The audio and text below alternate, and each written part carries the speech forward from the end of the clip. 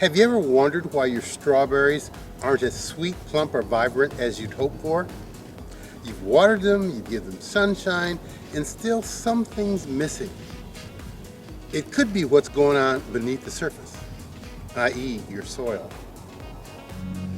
Fertilizing strawberries the right way can have a significant effect on the quality of your berries, but many gardeners miss this crucial step. How do you know what your strawberries need to thrive? Stick with me and we'll get your strawberries right back on track for that juicy, bountiful harvest you've always been hoping for. Before you think about fertilizers, you need to know what your soil is missing. Soil testing can give you the inside scoop on the required nutrients such as nitrogen, phosphorus, potassium, and magnesium. The soil test report will help you to know what needs to be added before preparing the garden for planting. First, let's talk about pH, which is the measure of the soil's acidity or alkalinity. A reading below 7 is considered acidic. 7 is neutral, and above 7 is considered alkaline.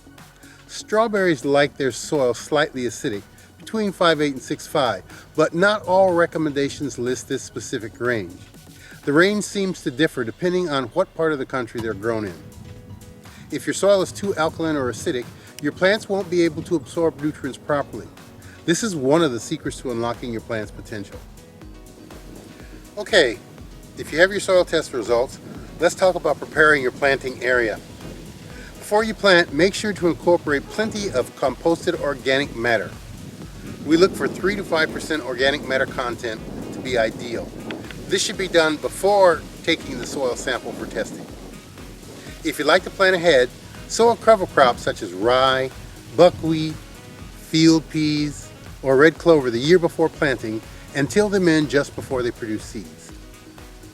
Adding organic matter not only improves the soil structure, but also helps with water retention.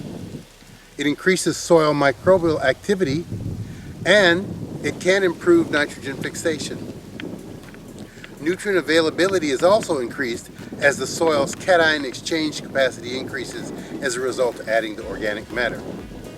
And the cation exchange capacity is the soil's ability to hold positively charged cations, which are the nutrients, such as calcium, magnesium, potassium, iron, manganese, zinc, copper, etc. Strawberries have a big appetite for phosphorus.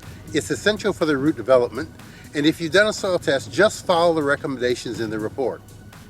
In the absence of a soil test, 10 days before planting, apply and till in 1 pound of a balanced fertilizer like 12-12-12 per 100 square feet of row.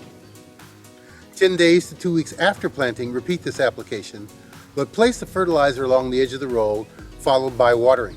Then again, 4 to 6 weeks later, apply another 2 to 3 pounds per 100 square feet of 12-12-12. And place it no closer than 4 inches from the crown of the plants, and again water it in. This last application is particularly important if the plants are growing on a very sandy soil and there's been excessive rainfall.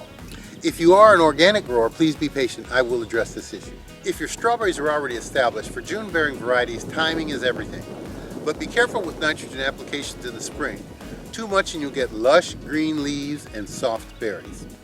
A half to a quarter rate is okay if you have light green leaves due to excessive spring rains on soils with high sand content.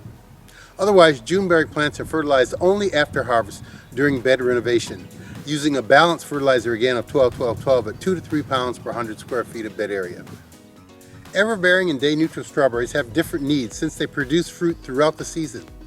In the planting year, they should be fertilized like the June bearers. After that, fertilize once a month from early June to early September with a half pound per 100 square feet using the 12-12-12 again. To make your own organic mix, use 3 parts soybean meal, 2 parts blood meal, you can use either one for the nitrogen source, then 2 parts bone meal, that's primarily for your phosphorus, and 1 part langbeinite. Apply this fertilizer at half the rate of the 12-12-12 since it's going to have a higher analysis.